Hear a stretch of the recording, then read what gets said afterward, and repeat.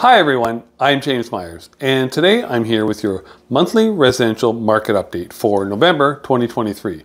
Today I'm going to talk about Simcoe County as a whole, the city of Barrie, and a few areas south of Barrie. That includes Innisfil, Essa, and Bradford, West Gwillimbury. Now in all of these areas, sales volume was down considerably from 2022.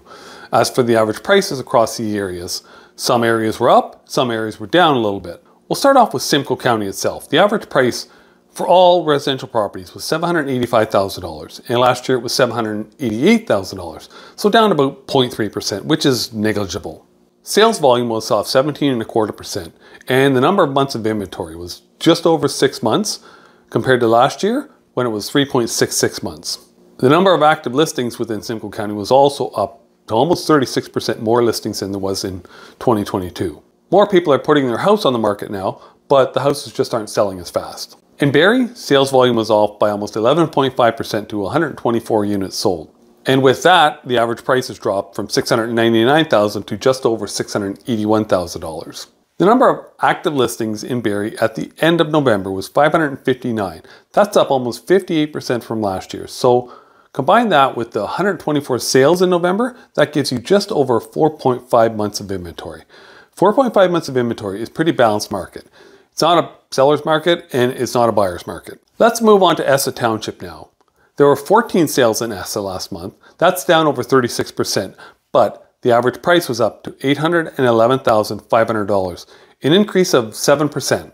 The number of active listings at the end of November in Essa only increased 21.5% to 62 listings. So combine that with the 14 sold, that would give you 4.43 months of inventory. So again, similar to Barrie, very healthy, balanced market. Going to Bradford, West Gwillimbury now, there were only 28 sales, and that's down 30%. Now, the average price in Bradford last month seems to have gone a little bit strange because it's $1,231,000. That's up almost 30% from a year ago. But there was only 28 sales, so maybe of those 28 sales, maybe a few of them were big dollars, $6 or $7 million sales, and that skewed the average. Number of active listings at the end of the month was 138, which is double from last year. Combine that with the 28 sales, that gives you 4.93 months of inventory. Again, healthy, balanced market. Let's talk about Innisfil now. The average price was down 3% to $868,100. There were 29 sales, which is down 19.4% from last year's 36. The real shocking number in Innisfil is the amount of inventory, the number of houses for sale. So right now, or at the end of November, there was 280 houses for sale. Combine that with the 29 that did sell in November, that gives you 9.66 months of inventory.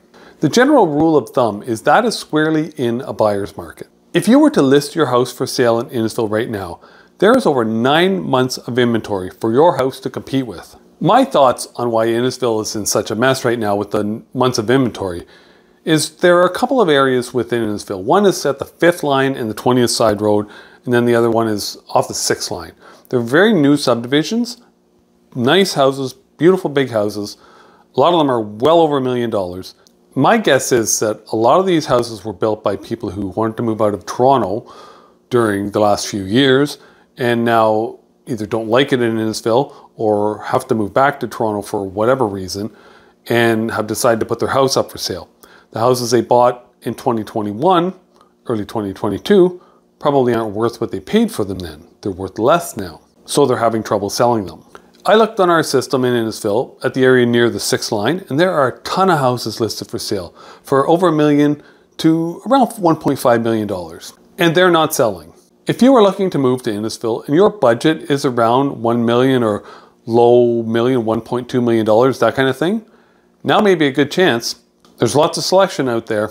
Thanks for taking the time out of your busy day to watch this video. Hit the like button, and don't forget to catch my next video in January where I do a wrap up for the whole year of 2023.